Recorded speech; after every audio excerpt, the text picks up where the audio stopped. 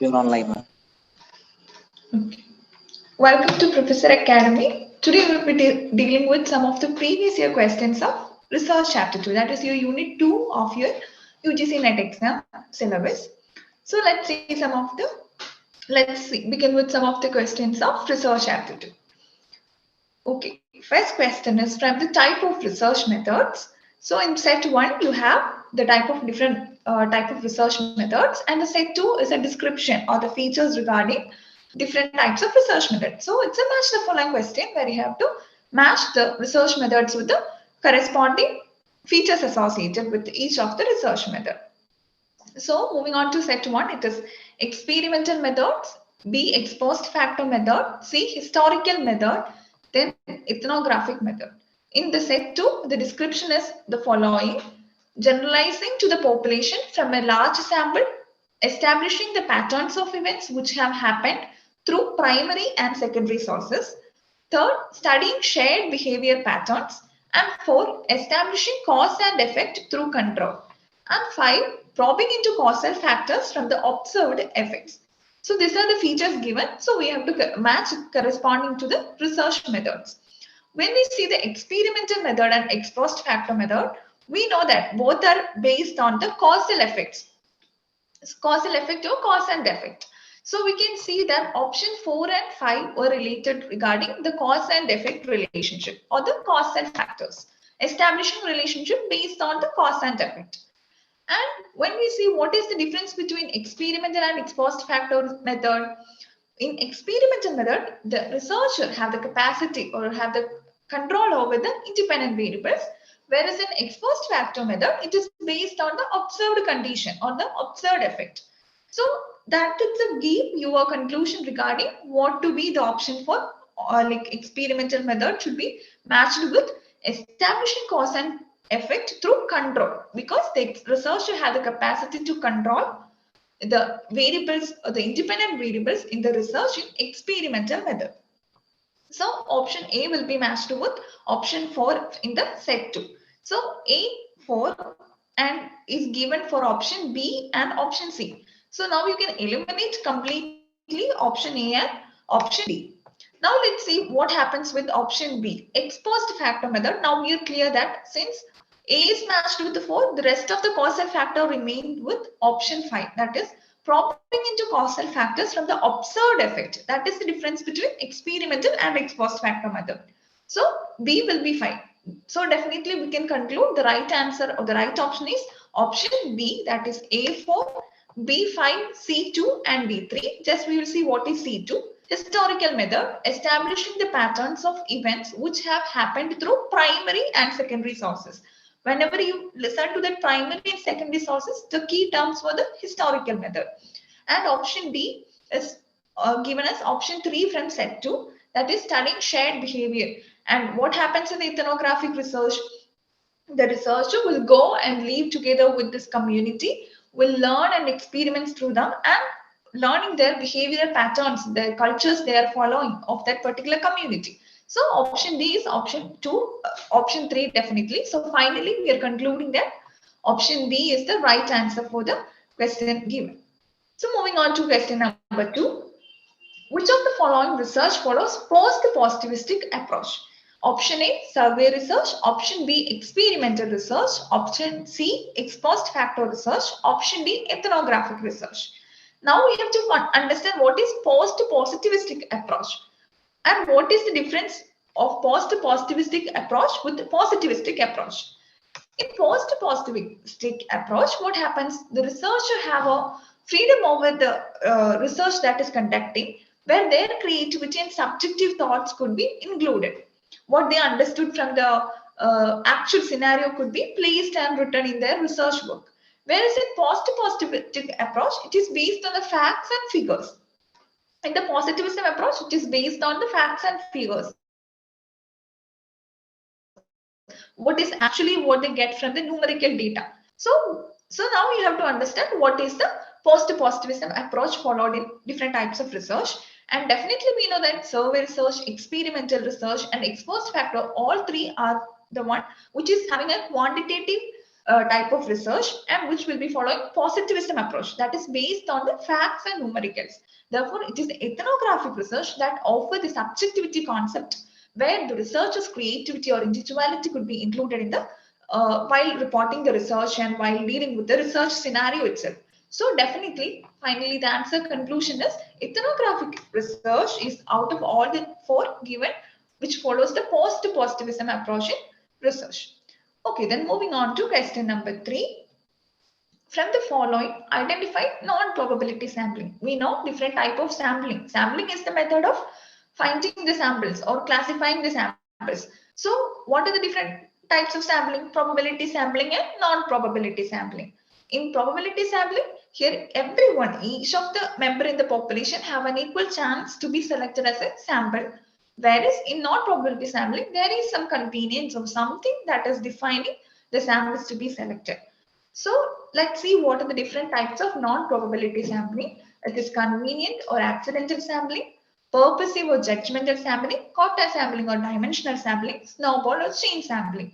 And moving on to the probability samplings, it is simple random sampling, stratified sampling, cluster sampling, systematic sampling, multi-stage sampling, multiple or double repetitive sampling.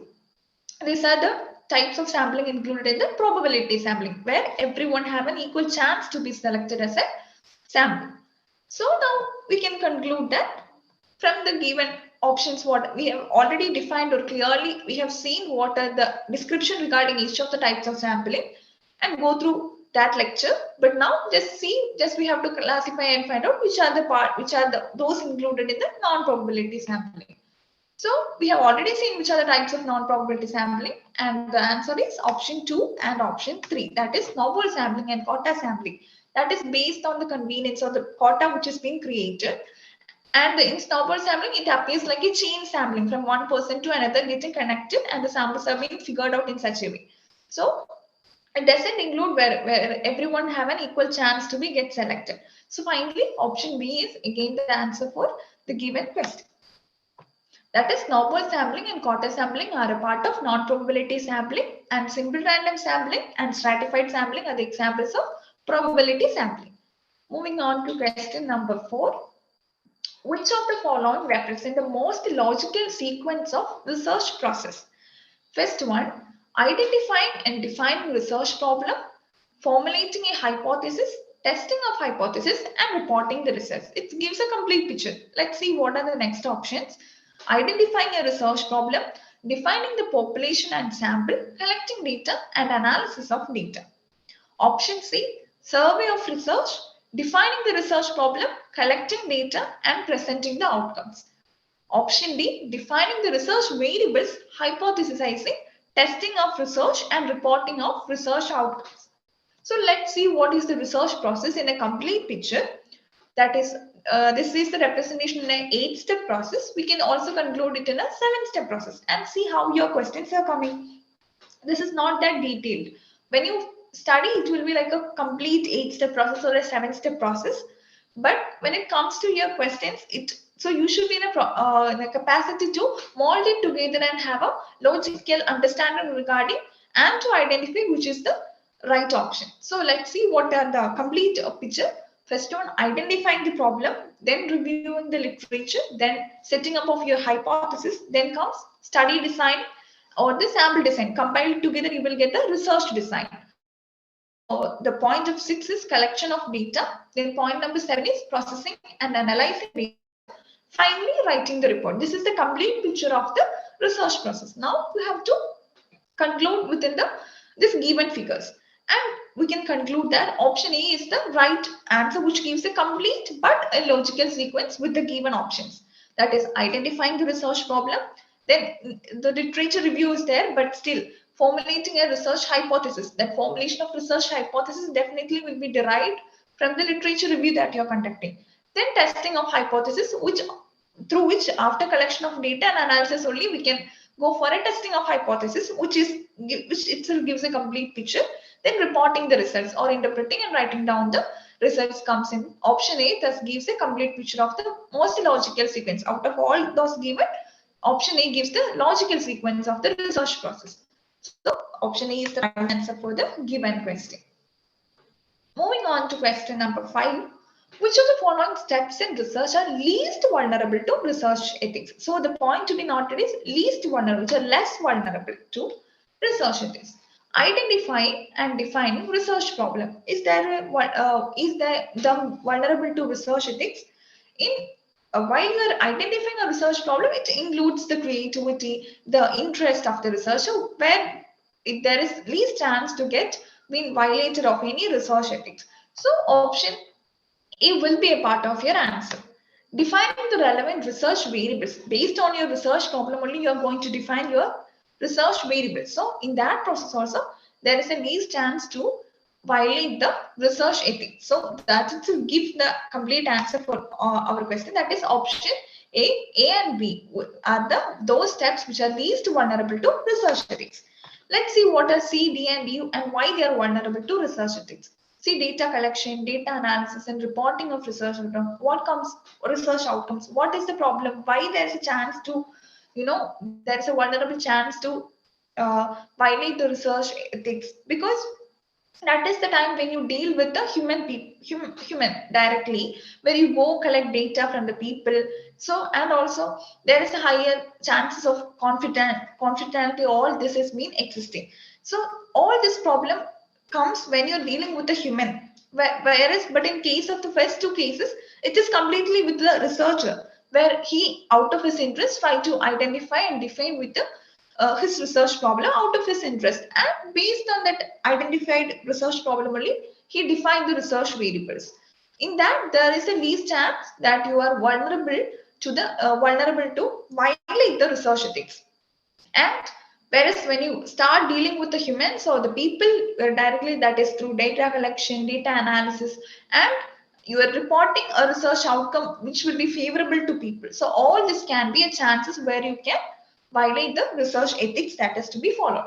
So option C, D, and E are the areas where your chances to violate the research ethics, and A and B are completely free or least vulnerable to violation of research ethics. Okay.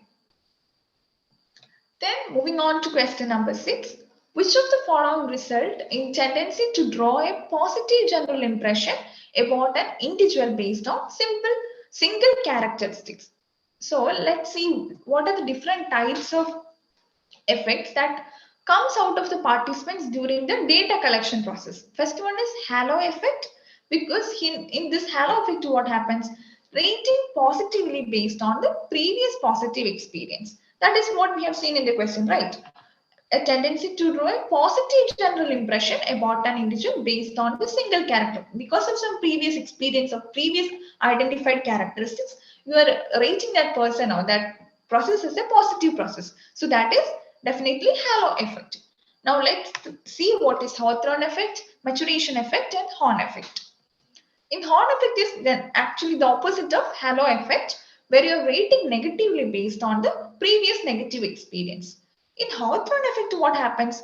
You're changing the behavior during observation. Since you people are aware that you are being observed by a researcher. So since you are aware that you are being observed, the participants change their behavior, the original behavior they change. That is what I mean by Hawthorne effect. Then comes the placebo effect, that you are responding to the placebo, which are mechanically given when you are taking a injection. What happens when you're giving a trial injections? What happens? There will be a placebo one will be given to different people, and some of the medicines will be the original medicines. When you're trying to invent or discover a new medicine or a new injection or vaccine, this is what happens. But some people respond to that placebo which is being given. So that is what I mean by the placebo effect. Then conditioning effect due to the continually questioning a response. This happens during a long-term survey, where the survey happens during for a long-term period, and people are being used to the same questions and asked. They are conditioned to the questions and conditioned to the answers they give. So they might not even ready to tell what is the right answer, what is the right situation. Instead, they give that conditionalized answer since they are being conditioned to this question. They know this is question being going to be asked now, and they know what is to be the response that is to be given. May not be the actual response. And so since this happens out of the conditioning effect. Then comes the maturation effect. There is a significant time lapse between before and after the sets of data collection. So that happens especially during the adolescence period, where you completely change your behavior after a point of time. When your childhood and your adolescence is a period of, when where your behavior itself changed. So if that time lapse is there, and this will not give you the right result during the data collection process, that is what you mean by the maturation effect. So for our question, since the given question is the tendency to draw a positive general impression about the individual based on the single characteristics. Whenever a positive general impression is being raised about a characteristics, that tendency is known as halo effect. These are those effects during of the participants during the data collection process. Have a note of the different types of effects, because next time the questions can be on Hawthorne effect or placebo effect. Have an idea about different types of effects from the class. Now let's go to question number 7. Which of the following would be a part of supplementary session in the thesis writing format? Option A, list of tables and figures. Option B, table of contents. Option C, conclusion of the study. And option D, bibliography. And we are very familiar to this writing format, where option A, B, and C will be in the primary part, in the content part, where you have to initially say about the list of tables and figures. Then the table of contents all are in the primary part, and the conclusion of the study will be included in the content of the writing. Whereas in bibliography comes as a supplementary part. The appendix, bibliography, references all are a part of the supplementary section. So the right answer is option D, bibliography. Moving on to question number 8. In doing action research, what is the usual sequence of steps? And we know that action research is a research method that is being conducted to improve a particular situation, for the improvement or for a betterment of a situation. So this is usually conducted in a classroom by a teacher, maybe to develop to reduce or to develop or better situation from a learning difficulty of a student, to improve the situation of the class condition, a relationship between the students. That is how the action research is mostly conducted. And the steps, and this is a highly repeated question in your UGC next exam, so please do note this. The usual sequence or the right sequence of this action research is plan, act, reflect, and observe and reflect. And the right option is option B, that is plan, act, observe, and reflect. First, the teacher should have a plan, then act accordingly, then she have to observe whether this plan is working accordingly, whether it is actually giving the required outcome, and based on that, the reflection is being produced. So plan, act, observe, and reflect is the right sequence of action research, and option B is the right answer. Moving on to question number 9. The issue of research ethics may be considered pertinent at which stage of research? We have already discussed which are the scenarios where there is a higher chance of violation of research ethics. So we are very sure about what are the steps. So moving on to options. At the stage of formulation and its definition, no, we have seen that there are those least vulnerable to research ethics. So option B, you can disregard it. Then option B, at the stage of defining the population of research, no. At the stage of data collection and its interpretation.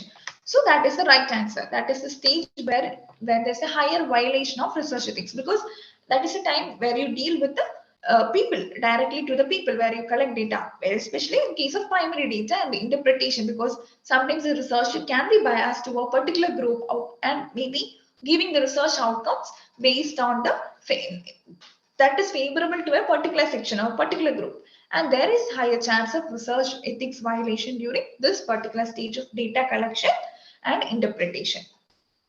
So at the stage of reporting of the findings is also, higher chances are there, but given there are only 4 options and only one right answer, the optimal choice is option C, that is at the stage of data collection. Data collection is the highly vulnerable stage, and that of interpretation. Both are being combined in option C. So the right answer is option C. Moving on to question number 10. Which of the following is not a critical feature of qualitative research? It's all about qualitative research, and this is a not-oriented question. It's not a critical feature of qualitative research. Actual settings are the direct source of data. Yes, in a qualitative research, related with the ethnographic research, the most combined form of a qualitative research. Definitely, the actual sittings are the where you are collecting, you are naturally dealing with people and getting the data. So definitely that is a feature of qualitative research. Seeking to, then go on to option number B, seeking to establish relationship among measured social facts. Yeah, establishing relationship, that is the characteristics of your quantitative research. That is where your ex post facto or experimental research comes into picture. That is, you are trying to establish the cause and relationship, the cause and effect relationship among variables. So that is not a feature of your qualitative research. That is completely a pure feature of your quantitative research. So option B is the right answer for your question. Moving on to C and D, let's see what are the different characteristics of qualitative research. Data takes in the forms of words and picture. Definitely, it's a feature of qualitative research. Then research become immersed into the situation, present and past, and related to the phenomenon. That too, you can relate it with the ethnographic research as a feature of qualitative research. So, what you are learning from a single question, you can learn two things. That is, what are the different characteristics of qualitative research also you have learned, and what is the key component or the important feature of quantitative research. What is the important feature? Trying to establish relationship between two variables. That is what the experimental and ex post facto research, which are the two important type of research methods in the quantitative approach say. That is trying to establish a causal or a cause and effect relationship between variables. But whereas you can see that option A, C and D gives the feature of qualitative research. That is, it is from actual settings you are deriving the source of data, then data takes the form of words and pictures, and researchers become immersed into the situation, present or past, related to the phenomenon. That all are the features of qualitative research. But the question is not a critical feature of qualitative research. So the right answer is option B, seeking to establish relationship among measured social fact. That is a feature or an important characteristics of your quantitative research. Okay, then moving on to question number 11. In a research on the effect of child rearing practices on stress proneness of children in completing school project, the hypothesis formulated is that child rearing practices do influence the stress proneness. On the basis of the evidence available, the null hypothesis is rejected at 0.01 level of significance. What decision may be warranted in respect of the hypothesis? This seems to be a very long question, but from this single question, single line, you can get what is to be done, what is to be finalized. Going to the options, the research hypothesis will also be rejected. The research hypothesis will be accepted. Option C, both the research hypothesis and null hypothesis will be rejected. Option D, no decision can be taken in respect of the research hypothesis. From this sentence, that is on the basis of the evidence available, the null hypothesis is rejected. That is our key sentence to be noted here. Whenever your null hypothesis is rejected, and especially at 0.01 level, whenever it is less than 0.05 level of significance, that gives a completeness of your question. That is, the null hypothesis is rejected whenever it is less than 0.05. That is, now in the question it is 0.01 level, which is less than 0.05 level. You can assure that your alternative hypothesis or your research hypothesis is being accepted. Whenever your null hypothesis is getting rejected, automatically it means that your alternating hypothesis or your research hypothesis is being accepted. So that is the final conclusion that can be warranted from the given condition. That is, your research hypothesis is being accepted. Okay, now let's from this question try to figure out what is an independent variable, dependent variable, which give an add-on while you're practicing your question. Here, what is the research hypothesis being formulated? That is, the child rearing practices do influence stress proneness. So what will be the dependent variable here? The dependent variable is the stress proneness of the child. And we are trying to figure out what is the child rearing practices, whether it have an impact over the cause is the child rearing practice and the effect is on the stress proneness of the children.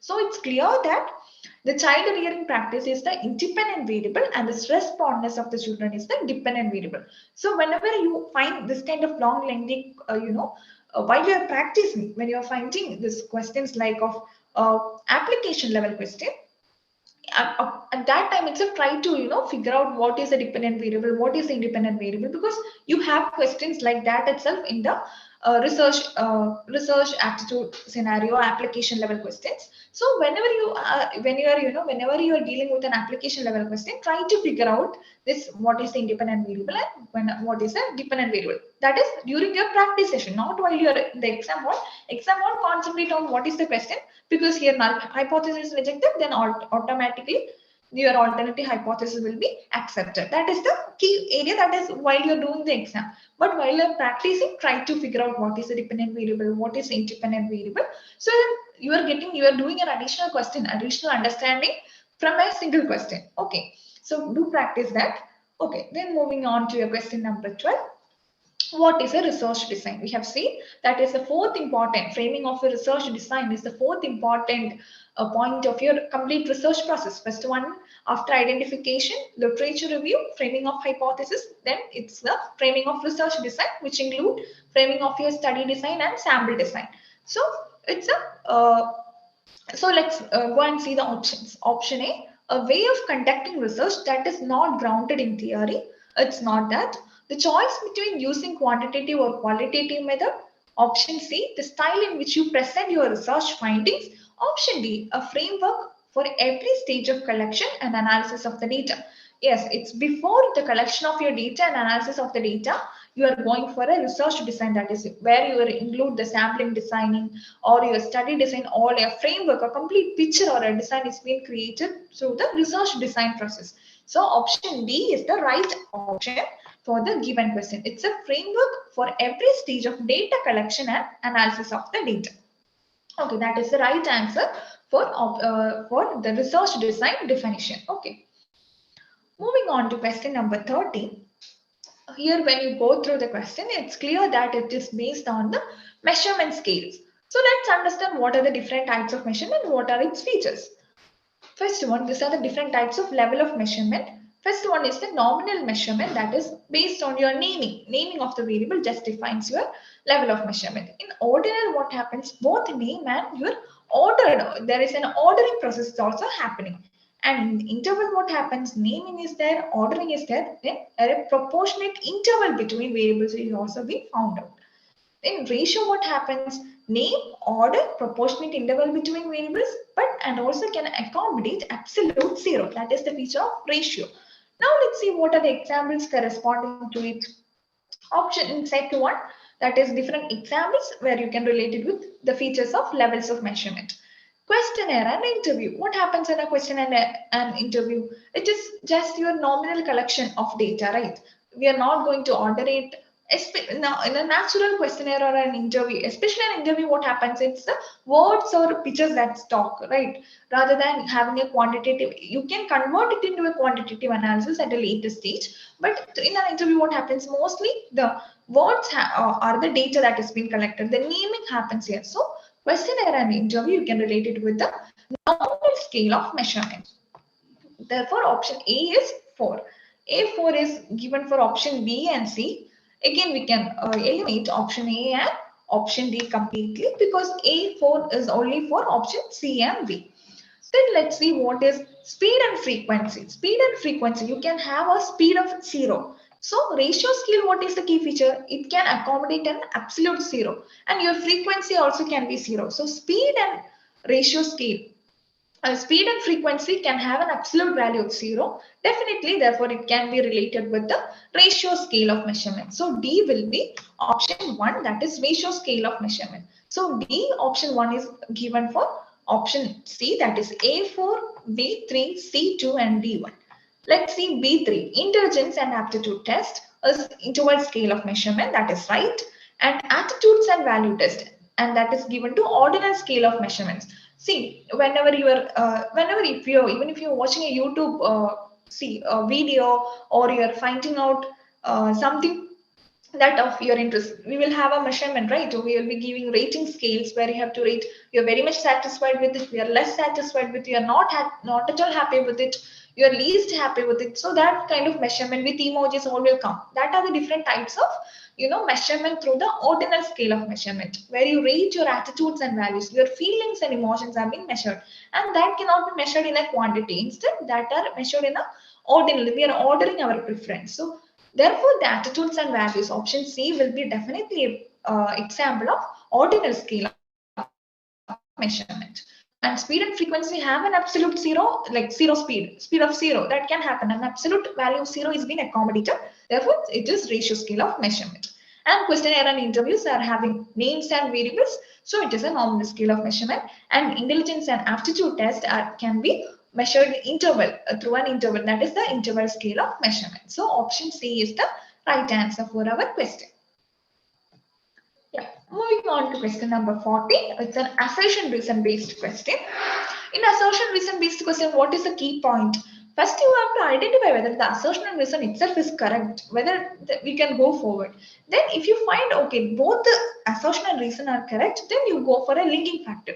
If you're not at all able to find a proper linking factor, or it cannot be tell the complete story of the given assertion, then you can go for option B, that A and R are true, then R is not the correct explanation of A. So let's see whether it is even correct. Okay, assertion. A researcher can draw a definitive conclusion even if there is a little evidence to support it. Never, right? We need a complete understanding of proper evidence required, then only you can go for a definite conclusion. Therefore, now it's clear that your assertion itself is wrong. So option D, A is false, R is true. That will be the final answer. Only that what you can say A itself is false. Let's see what is the reason. Statistical test of significance help researcher in drawing logically correct inferences from the data. Yeah, that is true. It is through the statistical test one come to the statistical inferences, where you are trying to, from a given sample, you are trying to find out the characteristics of the population. That is where the inferences come. And while how we are concluding, how the researcher is concluding whether it is true or false, that is through the statistical different type of statistical tests that are existing. So the reason is true, but assertion is wrong. Therefore, A is false and R is true. Option D is the right answer for the given question. So first of all, never try to link it between. First of all, you read, understand whether both the statements are correct. Then only you have to even think about linking both assertion and reasoning. Okay. Moving on to question number 15. That is statement. This is a statement oriented question. Statement 1. Sampling related error is subsumed under the category of non-sampling error. Statement 2. Inaccurate sampling frame and non-response are examples of sampling related error. Actually, this is a confused question for most of them, because sampling error is one type and non-sampling error is one type. Okay, based on the two types of errors that is existing during sampling. Sampling error is something that happens out of your statistical mistake, that is your sample, or out of your statistical inference during the process of your statistical inference. That is, your sample cannot match with the characteristics of your population. There is a problem with your statistical methods. So that is what you mean by sampling error. Whereas sampling related error, that comes under, it's a part of your non-sampling error, which is the second type of error. That is out of your human nature while you're collecting data, or inaccurate sampling frame or non-response, all are a part of non-sampling error, which comes under the sampling related error. So ultimately what you can conclude, a non-sampling error is similar to the sampling related error, whereas sampling error itself is a different concept, which is based on the statistical inferences or statistical error that has been happening. That is sampling error, whereas sampling related error is similar, or it's a part of your non-sampling error. That is a non-response error or a response error, tabulation error. While you're writing down the data, there might be a problem. When you're collecting sample, when you don't have a proper sampling process, all that is a part of non-sampling error. Okay. So please try to understand that difference. What is sampling error? What is not sampling error? And what is sampling related error? Sampling related error is a part of non-sampling error. Okay, please do note that while seeing the sampling error, non-sampling error, don't get confused. Okay, now moving on to statement 1. Sampling related error is subsumed under the category non-sampling error. Yes, that is what we have seen. Now, sampling related error is a part of your non-sampling error. That is right. Your statement 1 is true. Statement 2. Inaccurate sampling frame and non-response are examples of sampling related error. Yes, that is a part of sampling or non-sampling error or sampling related error. So statement 2 is also again correct. Whenever you listen to sampling error, it is a statistical error. So here it is all about non-sampling error or sampling related error. So both the statements are true. So both statement 1 and 2 are correct. Option A is the right answer. Okay. Now moving on to question number 16. A university teacher intends to study the relationship between level of aspiration and achievement of rural children. See, this is a relationship study. Now, therefore, definitely you have to concentrate on either experimental or ex post factor. Because this is a cause and effect relationship. They are trying to establish or a relationship between variables, and this will be definitely a part of a quantitative research. Which research design will be the most appropriate in the context? That is the question. So we can definitely, since it is a cause and effect and trying to establish relationship between two variables, you can delete the option C and D, that is historical research and survey research. Whereas these are experimental and ex post facto are the one with causal effect or cause and effect relationship. They are trying to establish relationship between two variables. Now you have to, differentiate what should be the right answer, whether it is experimental or ex post facto. What is the major difference between experimental and ex post facto research? In experimental research, the researcher can have a control over the independent variable.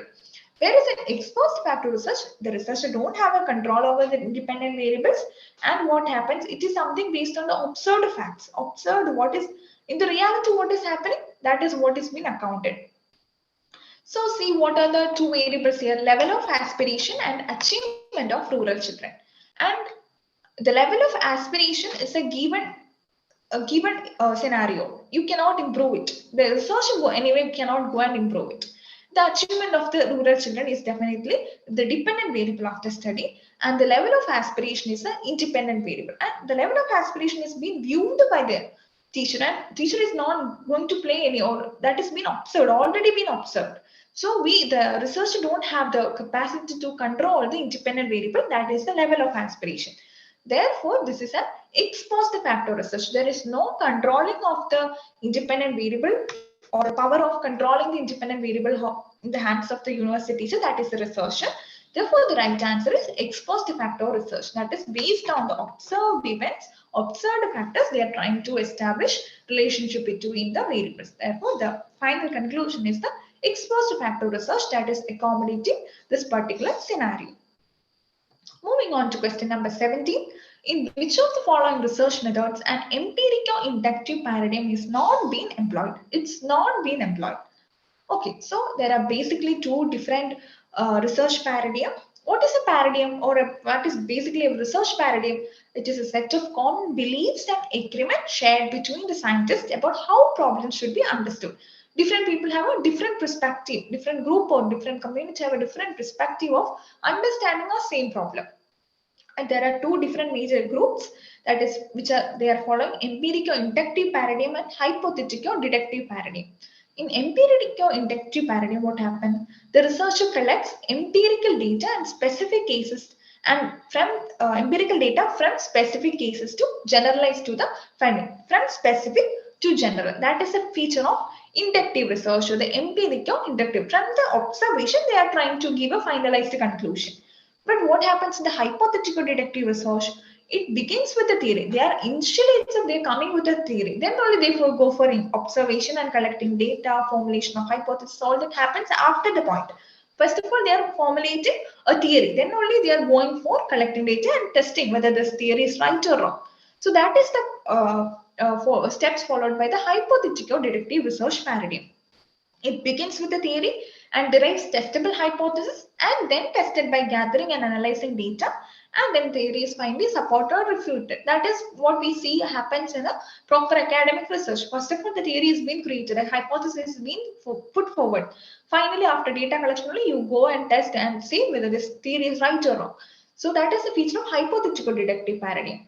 And here the question is based on the empirical inductive paradigm, where the subjective concepts of the researcher or the individualistic features or the creativity of the researcher is being added on. What from the observed facts they are being concluding or coming up with the theory. So definitely the question is, in which of the following research and empirical inductive is not being employed? Not being employed, therefore it should be a part of your deductive method. So ethnographic research is where your inductive paradigm is employed. So it is not the answer. Case study, where from the we are observing that factor and we are coming to a conclusion, or we are coming up with a theory. From a specific case, we are generalizing it to a general population. So case study definitely follow the empirical inductive paradigm, and narrative method also have a similar feature of descriptive feature or a qualitative feature. Definitely, so for the final conclusion is it is the experimental research. That is what happens in your academic research. You first of all establish a theory, you formulate a hypothesis. In hypothesis, what happens? You are trying to establish a relationship between the two variables given. So definitely experimental research is all about establishing relationship between variables, and therefore it definitely follow the deductive approach. Okay, that's all about the two major paradigms to be discussed, and this can come in different types of research, different research types also. So try to have a understanding about different type of research that could be accommodated within empirical inductive research paradigm, and what are the different type of research in the hypothetical deductive research paradigm. Again, from the single question we have learned what that is the experimental research, ex post facto research, all are a part of hypothetical deductive paradigm. And whereas when it comes to ethnography, case study, narrative, mostly the qualitative research are a part of empirical inductive paradigm. From a specific case, we are generalizing that understanding to a population, to a general case. So specific to general. Okay. Moving on to a final question number 18. A researcher, while reporting his or her research finding, gives weightage to stakeholders' perspective in the qualitative research theme. This involves violation of ethical norms, bias and prejudices, disclosure of the reality situation, inappropriate inferences of others in research. Here what happens, the researcher is giving importance to the stakeholders perspective. The stakeholders about whom the participant, about whom the researchers have conducted the research, and his what perspective, the stakeholders perspective is being given in the findings. So definitely it will only reveal the true situation. So option number C is the right answer. Disclosure of the reality situation, because the researcher is trying to represent the stakeholder or the participant through his research findings. So telling the real life situation of the stakeholder, what he is going through, what is the real scenario. So definitely if that perspective is being represented, it will only disclose the reality situation. So there is no more confusion regarding it. So option C is the right answer for the given question. Moving on to question number 9. When results obtained in a research study can be extended to a group larger than the sample, whether it is internal validity, functional relationship, external validity, and hypothesis testing. When your results obtained in the study is within your understanding, within your group, then that is internal validity. Your given measurements can measure what it intended to measure. So that is a feature of internal validity. So now the question is where you can extend it to the outside study, to a larger group, to a different setting. That is something you are finding in a particular group. You can relate, or you can extend the same result of findings to a different population, different time period. All this is a feature of the external validity. So again, external validity, that is option C, is the right answer for the given question. Functional relationship and hypothesis testing are not been a part here. We are not telling about establishing a relationship between variables, which is a part of your hypothesis testing. It's all about the validity, and when your validity is outside over a larger group, then that is being called as external validity. Moving on to question number 20, the final question. In case of the population of research, in case the population of a research is heterogeneous in nature, which of the following sample technique will ensure optimal representation of the sample units? Moving on to the options: simple random sampling, stratified random sampling, cluster sampling, systematic sampling. So there is a clean picture that all of the given options are a part of your probability sampling. Everyone have an equal chance to be a part of your sample. But the question is not that. The question is whenever your population is in heterogeneous in nature, definitely the population will be heterogeneous in nature, but we need an optimum representation and enough representation of all the groups, whether it can be from different states or from different religion or different class or anything. We need equal representation or a good amount of representation from every unit. So which will be the right answer? So for that, let's see what is the different sampling, that is how the stratified sampling is happening. See, the population is heterogeneous in nature, but we are dividing, the researcher is dividing it into different strata based on some kind of homogeneity. Let's take this as an Indian population from different states, people from different states, let it be Kerala, let it be Tamil Nadu, some Delhi, from the people from Andhra Pradesh. So different states is being different represented in the strata. So, and out of the strata, there we are collecting the random selection from each strata. Enough amount of sample is being collected. Enough amount of a random selection happens. So this will give an adequate representation of the required population, or from a heterogeneous population we are trying to build an adequate representation of all the members, or every group, every different group. That stratification comes where that homogeneity part comes, and from that homogeneous data we are trying to collect the make a random sampling process through which we are able to represent an adequate sample. But when it comes to cluster sampling, what happens here? Also that stratification or that subset is happening. But what happens? A complete cluster is being selected. That cluster itself can be heterogeneous in nature, where there is no adequate representation. But stratified sampling ensures there is an adequate representation of, or the optimal representation of, each and every strata or each and every different heterogeneous part. So that is the final conclusion.